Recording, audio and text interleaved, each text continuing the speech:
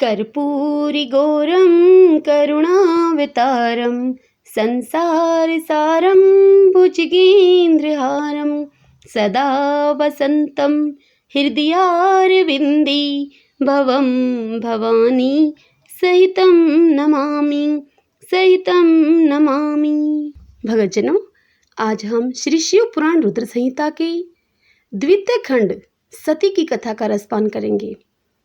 आज की कथा में हम श्री शिव के द्वारा गोलोक धाम में श्री विष्णु का गोपेश के पद पर अभिषेक तथा उनके प्रति प्रणाम का प्रसंग सुनाकर श्री राम का सती के मन का संदेह दूर करना और सती का शिव के द्वारा मानसिक त्याग और इसी के साथ प्रयाग में समस्त महात्मा मुनियों के द्वारा किए गए यज्ञ में दक्ष का भगवान शिव को तिरस्कार पूर्वक श्राप देना तथा नंदी के द्वारा ब्राह्मण कुल को श्राप प्रदान और भगवान शिव का नंदी को शांत करना, इस कथा का रसपान करेंगे।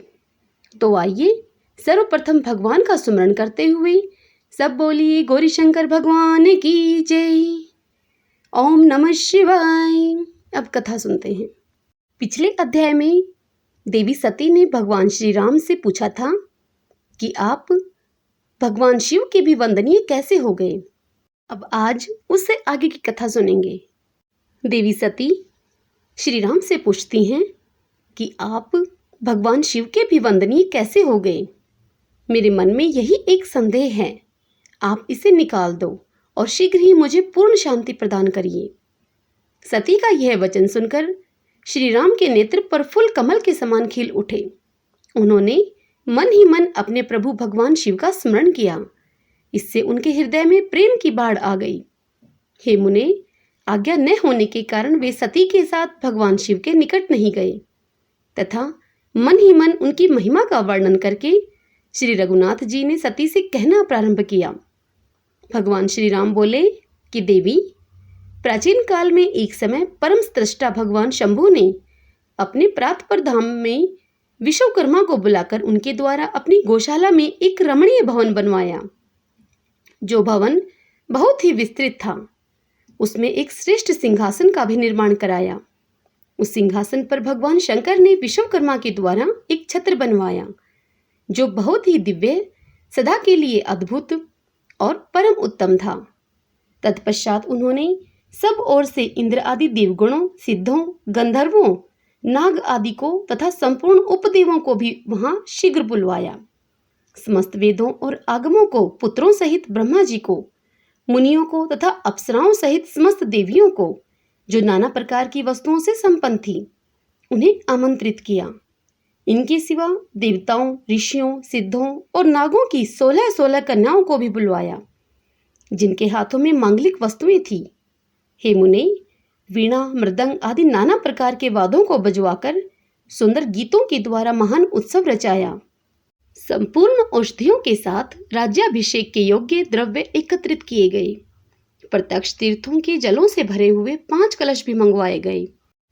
इनके सिवा और भी बहुत सी दिव्य सामग्रियों को भगवान शंकर ने अपने पार्षदों के द्वारा मंगवाया और वहां उच्च स्वर से वेद मंत्रों का घोष करवाया। हे देवी, भगवान विष्णु की पूर्ण भक्ति से महेश्वर देव सदा प्रसन्न रहते थे। इसलिए उन्होंने प्रीति युक्त हृदय से श्री हरि को बैकुंठ से बुलवाया और शुभ मुहूर्त में श्री हरि को उस श्रेष्ठ सिंहासन पर बिठाकर महादेव जी ने स्वयं ही प्रेम पूर्वक उन्हें सब प्रकार के आभूषणों से विभूषित किया। उनके मस्तक पर मनोहर मुकुट बांधा गया और उनसे मंगल कौतुक करवाए गए। यह सब हो जाने के पश्चात महेश्वर ने स्वयं ब्रह्मांड मंडप में श्री हरि का अभिषेक किया और उन्हें अपना वह सारा ऐश्वर्य प्रदान किया, जो दूसरों के पास नहीं था। तदंतर स्वतंत्र ईश्वर भक्त वत्सल शंभु ने श्री हरि का सत्वन किया और अपनी प्राधीनता अर्थात भक्त परवशता उसको स्वतंत्र प्रसिद्ध करते हुए वे लोककर्ता ब्रह्मा से इस प्रकार बोले। महेश्वर ने कहा, हे लोकेश, आज से मेरी आज्ञा के अनुसार ये विष्णु हरि स्वयं मेरे वंदनीय हो गए। इस बात को सभी सुन रहे हैं। तात, तुम संपूर्ण देवता आदि के साथ इन श्री हरि को प्रणाम करो और ये वेद मेरी आज्ञा से मेरी ही तरह इन श्री हरि का वर्णन करें। श्री रामचंद्र जी कहते हैं, देवी, भगवान विष्णु की शिव भक्ति को देखकर प्रसन्नचित हुए वरदायक भक्तवत्सल रुद्रदेव ने उपयुक्त बात कहकर स्वयं ही श्री गरुड़ध्वज को प्रणाम किया। तदंतर ब्रह्मा आदि देवताओं, मुनियों और सिद्ध आदि ने भी उस समय श्री हरि की वंदना की। इसके बाद अत्यंत प्रसन्न हुए भक्तवत्सल महेश्वर ने देवताओं के समक्ष श्री हरि को बड़े बड़े वर प्रदान किए। महेश बोले, हरे, तुम मेरी आज्ञा से संपूर्ण लोकों के कर्ता, पालक और संहारक हो। धर्म, अर्थ और काम के दाता तथा दुर्नीति अथवा अन्याय करने वाले दुष्टों को दंड देने वाले हो। महान बल पराक्रम से संपन्न जगत पूज्य जगदीश्वर बने रहो। सम्रांगण में तुम कहीं भी जीते नहीं जा सकोगे। मुझसे भी तुम कभी पराजित नहीं होोगे। तुम मुझसे मेरी दी हुई 3 प्रकार की शक्तियां ग्रहण करो। एक तो इच्छा आदि की सिद्धि, दूसरी नाना प्रकार की लीलाओं को प्रकट करने की शक्ति, और तीसरी तीनों लोकों में नित्य स्वतंत्रता। हरे, जो तुमसे द्वेष करने वाले हैं वे निश्चय ही मेरे द्वारा प्रतन पूर्वक दंडनीय होंगे। हे विष्णु, मैं तुम्हारे भक्तों को उत्तम मोक्ष प्रदान करूंगा। तुम इस माया को भी ग्रहण करो, जिसका निवारण करना देवता आदि के लिए भी कठिन है, तथा जिससे मोहित होने पर यह विश्व जड़ रूप हो जाएगा। हे हरे, तुम मेरी बाईं भुजा हो और विधाता दाहिनी भुजा है। तुम इन विधाता के भी उत्पादक और पालक होोगे। मेरा हृदय रूप जो रुद्र है वही मैं हूँ, इसमें संशय नहीं है। वह रुद्र तुम्हारा और ब्रह्मा आदि देवताओं का भी निश्चय ही पूज्य है। तुम यहाँ रहकर विशेष रूप से संपूर्ण जगत का पालन करो। नाना प्रकार की लीलाएं करने वाले विभिन्न अवतारों के द्वारा सदा सबकी रक्षा करते रहो। तुम मेरे चिन्मय धाम में तुम्हारा जो यह परम वैभवशाली और अत्यंत उज्जवल स्थान है वह गोलोक नाम से विख्यात होगा। हे हरे, भूतल पर जो तुम्हारे अवतार होंगे वे सबके रक्षक और मेरे भगत होंगे। मैं उनका अवश्य दर्शन करूंगा। वे मेरे वर से सदा प्रसन्न रहेंगे। श्री रामचंद्र जी कहते हैं, देवी, इस प्रकार श्री हरि को अपना अखंड ऐश्वर्य सौंपकर उमा वल्लभ भगवान हर स्वयं कैलाश पर्वत पर रहते हुए अपने पार्षदों के साथ स्वच्छंद क्रीड़ा करते हैं। तभी से भगवान लक्ष्मीपति वहां गोप वेश धारण करके आए और गोप गोपी तथा गौओं के अधिपति होकर बड़ी प्रसन्नता के साथ रहने लगे। वे श्री विष्णु प्रसन्नचित होकर समस्त जगत की रक्षा करने लगे। वे शिव की आज्ञा से नाना प्रकार के अवतार ग्रहण करके जगत का पालन करते हैं। इस समय वे श्री हरि भगवान शंकर की आज्ञा से 4 भाइयों के रूप में अवतीर्ण हुए हैं। उन 4 भाइयों में मैं सबसे बड़ा राम हूँ, दूसरे भरत हैं, तीसरे लक्ष्मण हैं और चौथे भाई शत्रुघ्न हैं। हे देवी, मैं पिता की आज्ञा से सीता और लक्ष्मण के साथ वन में आया था। यहाँ किसी निशाचर ने मेरी पत्नी सीता को हर लिया है और मैं विरही होकर भाई के साथ इस वन में अपनी प्रिया का अन्वेषण करता हूँ। जब आपका दर्शन प्राप्त हो गया तब सर्वथा मेरा कुशल मंगल ही होगा। माँ सती, आपकी कृपा से ऐसा होने में कोई संदेह नहीं है। हे देवी, निश्चय ही आपकी ओर से मुझे सीता की प्राप्ति विषयक वर प्राप्त होगा। आपके अनुग्रह से उस दुख देने वाले पापी राक्षस को मारकर मैं सीता को अवश्य प्राप्त करूंगा।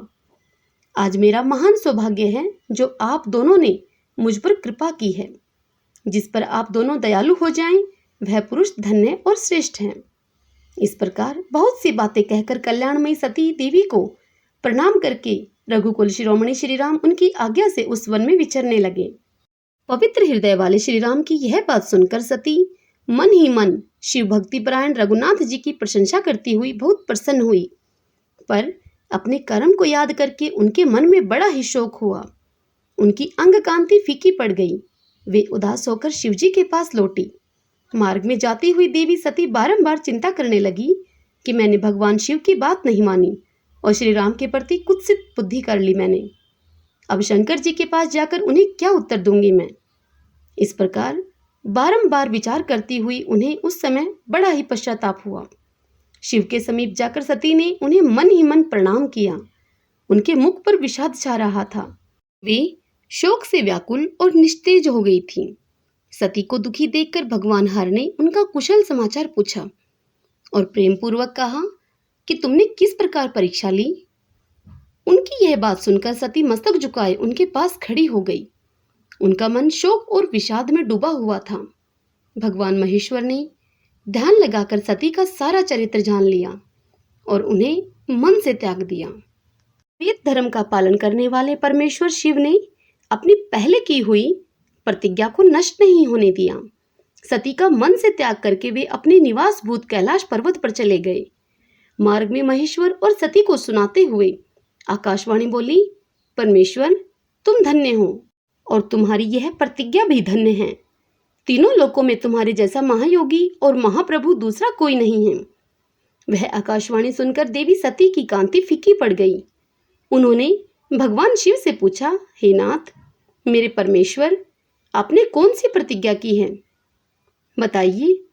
सती के इस प्रकार पूछने पर भी उनका हित चाहने वाले प्रभु ने पहले अपने विवाह के विषय में भगवान विष्णु के सामने जो प्रतिज्ञा की थी उसे नहीं बताया। हे मुने, उस समय सती ने अपने प्राण वल्लभ पति भगवान शिव का ध्यान करके उस समस्त कारण को जान लिया जिससे उनके प्रियतम ने उन्हें त्याग दिया था। इस बात को जानकर दक्षकन्या सती शीघ्र ही अत्यंत शोक में डूब गई और बार बार सिसकने लगी। सती के मनोभाव को जानकर शिव ने उनके लिए जो प्रतिज्ञा की थी उसे गुप्त ही रखा और वे दूसरी बहुत सी कथाएं कहने लगे। नाना प्रकार की कथाएं कहते हुए वे सती के साथ कैलाश पर जा पहुंचे और श्रेष्ठ आसन पर स्थित होकर चित्तवर्तियों के निरोध पूर्वक समाधि लगाकर अपने स्वरूप का ध्यान करने लगे। सती मन में अत्यंत विषाद लेकर अपने उस धाम में रहने लगी। हे मुने, शिवा और शिव के उस चरित्र को कोई नहीं जानता था। महामुने, स्वेच्छा से शरीर धारण करके लोक लीला का अनुसरण करने वाले उन दोनों प्रभुओं का इस प्रकार वहां रहते हुए दीर्घकाल व्यतीत हो गया। तत्पश्चात उत्तम लीला करने वाले महादेव जी ने ध्यान तोड़ा अपना। यह जानकर जगदम्बा सती वहां आई और उन्होंने व्यथित हृदय से शिव के चरणों में प्रणाम किया। उदार चेता शंभु ने उन्हें अपने सामने बैठने के लिए आसन दिया और बड़े प्रेम से बहुत सी मनोरम कथाएं कही। उन्होंने वैसे ही लीला करके सती के शोक को तत्काल दूर कर दिया। वे पूर्ववत सुखी हो गई। फिर भी शिव ने अपनी प्रतिज्ञा को नहीं छोड़ा। हे तात, परमेश्वर शिव के विषय में यह कोई आश्चर्य की बात नहीं समझनी चाहिए। हे मुने, मुनि लोग शिवा और शिव की ऐसी ही कथा कहते हैं। कुछ मनुष्य उन दोनों में वियोग मानते हैं, परंतु उनमें वियोग कैसे संभव है?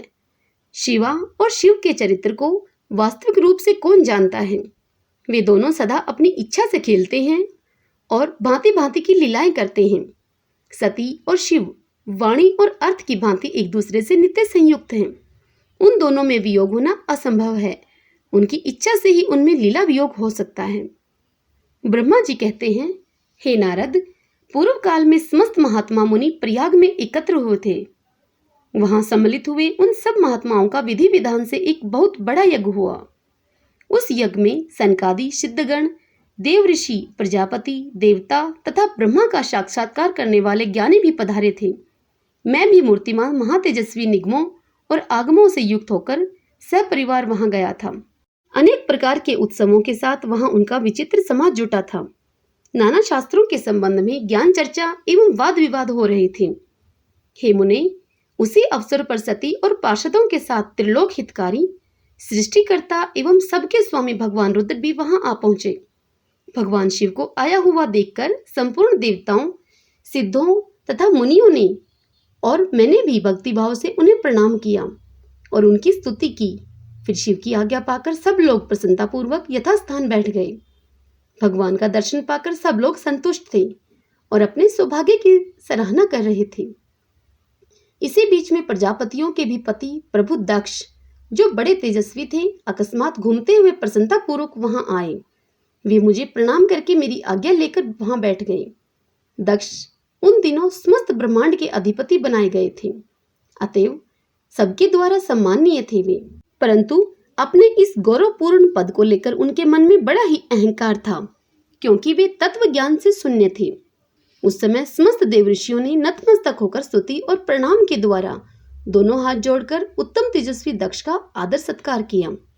परंतु जो नाना प्रकार के लीला विहार करने वाले सबके स्वामी और उत्कृष्ट लीलाकारी स्वतंत्र परमेश्वर हैं, उन महेश्वर ने उस समय दक्ष को मस्तक नहीं झुकाया। वे अपने आसन पर बैठे ही रह गए। खड़े होकर दक्ष का स्वागत नहीं किया। महादेव जी को वहां मस्तक झुकाते न देखकर मेरे पुत्र प्रजापति दक्ष मन ही मन अप्रसन्न हो गए। उन्हें रुद्र पर सहसा क्रोध आ गया। वे ज्ञान शून्य तथा महान अहंकारी होने के कारण महाप्रभु रुद्र को क्रूर दृष्टि से देखकर सबको सुनाते हुए उच्च स्वर में कहने लगे। दक्ष ने कहा, ये सब देवता, असुर, श्रेष्ठ ब्राह्मण तथा ऋषि मुझे विशेष रूप से मस्तक झुकाते हैं, परंतु वह जो प्रेतों और पिशाचों से घिरा हुआ महामनस्वी बनकर बैठा हुआ है, वह दुष्ट मनुष्य के समान क्यों मुझे प्रणाम नहीं करता? शमशान में निवास करने वाला यह निर्लज्ज जो मुझे इस समय प्रणाम नहीं करता, इसका क्या कारण है? इसके वेदोक्त कर्म लुप्त हो गए हैं। यह भूतों और पिशाचों से सेवित हो मतवाला बना फिरता है और शास्त्रीय विधि की अवहेलना करके नीति मार्ग को सदा कलंकित किया करता है। इसके साथ रहने वाले या इसका अनुसरण करने वाले लोग पाखंडी, दुष्ट, पापाचारी तथा ब्राह्मण को देखकर उद्दंडता पूर्वक उसकी निंदा करने वाले होते हैं। यह स्वयं ही स्त्री में आसक्त रहने वाला तथा रति कर्म में ही दक्ष है। अतः मैं इसे श्राप देने को उद्यत हुआ हूँ। यह रुद्र चारों वर्णों से पृथक और कुरूप है। इसे यज्ञ से बहिष्कृत कर दिया जाए। यह शमशान में निवास करने वाला तथा उत्तम कुल और जन्म से हीन है, इसलिए देवताओं के साथ यह यज्ञ में भाग न पाए। ब्रह्मा जी कहते हैं, हे नारद, दक्ष की कही हुई यह बात सुनकर भृगु आदि बहुत से महर्षि रुद्रदेव को दुष्ट मानकर देवताओं के साथ उसकी निंदा करने लगे। दक्ष की बात सुनकर नंदी को बड़ा ही रोष हुआ। उनके नेत्र चंचल हो उठे और वे दक्ष को श्राप देने के विचार से तुरंत इस प्रकार बोले। नंदीश्वर ने कहा, अरे महामूढ़, दुष्ट बुद्धि, शठ दक्ष, तूने मेरे स्वामी महेश्वर को यज्ञ से बहिष्कृत क्यों कर दिया? जिनके स्मरण मात्र से यज्ञ सफल और तीर्थ पवित्र हो जाते हैं, उन्हीं महादेव जी को तूने श्राप कैसे दे दिया भला? दुर्बुद्धि दक्ष, तूने ब्राह्मण जाति की चपलता से प्रेरित होकर इन रुद्रदेव को व्यर्थ ही श्राप दे डाला है। महाप्रभु रुद्र सर्वथा निर्दोष हैं, तथापि तूने व्यर्थ ही उनका उपहास किया है। ब्राह्मण धम, जिन्होंने इस जगत की सृष्टि की, जो इसका पालन करते हैं और अंत में जिनके द्वारा इसका संहार होगा, उन्हीं इन महेश्वर रूप को तूने श्राप कैसे दे दिया? नंदी के इस प्रकार फटकारने पर प्रजापति दक्ष रोष से आग बबूला हो गए और उन्हें श्राप देते हुए बोले, अरे रुद्रगणों, तुम सब लोग वेद से बहिष्कृत हो जाओ, वैदिक मार्ग से भ्रष्ट तथा महर्षियों द्वारा परित्यज्य होकर पाखंडवाद में लग जाओ और शिष्टाचार से दूर रहो। तुम सिर पर जटा और शरीर में भस्म एवं हड्डियों के आभूषण धारण करके मद्यपान में आसक्त रहो तुम। जब दक्ष ने शिव के पार्षदों को इस प्रकार श्राप दे दिया, तब उस श्राप को सुनकर शिव के प्रिय भक्त नंदी अत्यंत रोष के वशीभूत हो गए। शिलाद पुत्र नंदी भगवान शिव के प्रिय पार्षद और तेजस्वी हैं। वे गर्व से भरे हुए महादुष्ट दक्ष को तत्काल इस प्रकार उत्तर देने लगे। नंदीश्वर बोले, अरे शठ, ओ दुर्बुद्धि दक्ष, तुझे शिव के तत्व का बिल्कुल भी ज्ञान नहीं है, अतः तूने शिव के पार्षदों को व्यर्थ ही श्राप दिया है। अहंकारी दक्ष, जिनके चित्त में दुष्टता भरी है, उन भृगु आदि ने भी ब्राह्मणत्व के अभिमान में आकर महाप्रभु महेश्वर का उपहास किया है। अतः यहाँ जो भगवान रुद्र से विमुख तुझ जैसे दुष्ट ब्राह्मण विद्यमान हैं, उनको मैं रुद्र तेज के प्रभाव से ही श्राप दे रहा हूँ। तुझ जैसे ब्राह्मण कर्म फल के प्रशंसक वेदवाद में फंसकर वेद के तत्व ज्ञान से शून्य हो जाएं। वे ब्राह्मण सदा भोगों में तन्मय रहकर स्वर्ग को ही सबसे बड़ा पुरुषार्थ मानते हुए स्वर्ग से बढ़कर दूसरी कोई वस्तु नहीं है, ऐसा कहते रहें तथा क्रोध, लोभ और मद से युक्त होकर निर्लज्ज भिक्षुक बने रहें। कितने ही ब्राह्मण वेद मार्ग को सामने रखकर शूद्रों का यज्ञ कराने वाले और दरिद्र होंगे, सदा दान लेने में ही लगे रहेंगे। दूषित दान ग्रहण करने के कारण वे सब के सब नरकगामी होंगे। दक्ष, उनमें से कुछ ब्राह्मण तो ब्रह्मा राक्षस भी होंगे। जो परमेश्वर शिव को सामान्य देवता समझकर उनसे द्रोह करता है, वह दुष्ट बुद्धि वाला प्रजापति दक्ष तत्व ज्ञान से विमुख हो जाए। यह विषय सुख की इच्छा से कामना रूपी कपट से युक्त धर्म वाले गृहस्थाश्रम में आसक्त रहकर कर्म कांड का तथा कर्म फल की प्रशंसा करने वाले सनातन वेदवाद का ही विस्तार करता रहे। इसका आनंददायी मुख नष्ट हो जाए, यह आत्मज्ञान को भूलकर पशु के समान हो जाए तथा यह दक्ष कर्म भ्रष्ट होकर शीघ्र ही बकरे के मुख से युक्त हो जाए। इस प्रकार कुपित हुए नंदी ने जब ब्राह्मणों को और दक्ष ने महादेव जी को श्राप दिया, तब वहां महान हाहाकार मच गया। हे नारद, मैं वेदों का प्रतिपादक होने के कारण शिव तत्व को जानता हूं, इसलिए दक्ष का वह शाप सुनकर मैंने बार बार उसकी तथा भृगु आदि ब्राह्मणों की भी निंदा की। सदाशिव महादेव जी भी नंदी की वह बात सुनकर हंसते हुए से मधुर वाणी में बोले। वे नंदी को समझाने लगे। सदाशिव ने कहा, हे नंदी, मेरी बात सुनो, तुम तो परम ज्ञानी हो, तुम्हें क्रोध नहीं करना चाहिए। तुमने भ्रम से यह समझकर कि श्राप मुझे दिया गया, व्यर्थ ही ब्राह्मण कुल को श्राप दे डाला।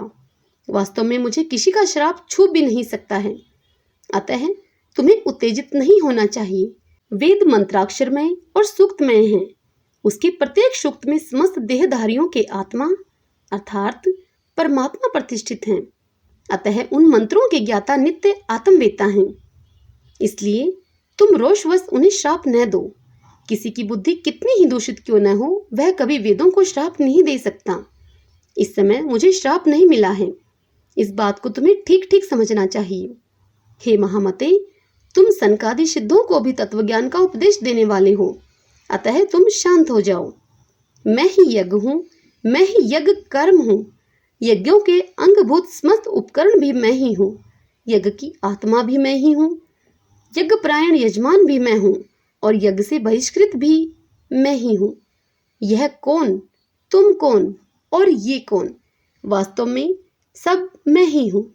तुम अपनी बुद्धि से इस बात का विचार करो। तुमने ब्राह्मणों को व्यर्थ ही श्राप दिया है। हे महामते, हे नंदी, तुम तत्व ज्ञान के द्वारा प्रपंच रचना का बाध करके आत्मनिष्ठ ज्ञानी एवं क्रोध आदि से शून्य हो जाओ। ब्रह्मा जी कहते हैं, नारद, भगवान शंभु के इस प्रकार समझाने पर नंदिकेश्वर विवेक प्रायण होकर क्रोध रहित एवं शांत हो गए। भगवान शिव भी अपने प्राण प्रिय पार्षद नंदी को शीघ्र ही तत्व का बोध कराकर प्रथम गणों के साथ वहां से प्रसन्नता पूर्वक अपने स्थान को चल दिए। इधर रोषावेश से युक्त दक्ष भी ब्राह्मणों से घिरे हुए अपने स्थान को लौट गए, परंतु उनका चित्त शिवद्रोह में ही तत्पर था। उस समय रुद्र को श्राप दिए जाने की घटना का स्मरण करके दक्ष सदा महान रोष से भरे रहते थे। उनकी बुद्धि पर मूढ़ता छा गई थी। वे शिव के प्रति श्रद्धा को त्याग कर शिव पूजकों की निंदा करने लगे। हे तात नारद, इस प्रकार परमात्मा शंभु के साथ दुर्व्यवहार करके दक्ष ने अपनी जिस दुष्ट बुद्धि का परिचय दिया था, वह मैंने तुम्हें बता दी है। अब तुम उनकी प्रकाष्ठा को पहुंची हुई दुर्बुद्धि का वृत्तांत सुनो। मैं बता रहा हूँ। हरि ओम तत्सत। भगतजनों, यह कथा यहीं पर समाप्त होती है। इससे आगे की कथा हम अगले अध्याय में सुनेंगे। अगले अध्याय में हम दक्ष के द्वारा महान यज्ञ का आयोजन, उसमें ब्रह्मा विष्णु देवताओं और ऋषियों का आगमन, दक्ष के द्वारा सबका सत्कार, यज्ञ का आरंभ, दधीची के द्वारा भगवान शिव को बुलाने का अनुरोध और दक्ष के विरोध करने पर शिव भक्तों का वहां से निकल जाना, दक्ष यज्ञ का समाचार पाकर सती का शिव से वहां चलने के लिए अनुरोध करना, दक्ष की शिव द्रोह को जानकर भगवान शिव की आज्ञा से देवी सती का पिता के यज्ञ मंडप की ओर शिवगणों के साथ प्रस्थान करना, यज्ञशाला में शिव का भाग न देखकर सती के रोषपूर्ण वचन, दक्ष द्वारा शिव की निंदा सुनकर दक्ष तथा देवताओं को धिक्कार फटकार कर सती द्वारा अपने प्राण त्याग का निश्चय करना। कल हम इस कथा का श्रवण करेंगे। कथा आपको पसंद आई हो तो वीडियो को लाइक करना, खूब शेयर करना और यदि पहली बार सुन रहे हैं तो चैनल को सब्सक्राइब कर देना। जय श्री कृष्णा, राधे राधे।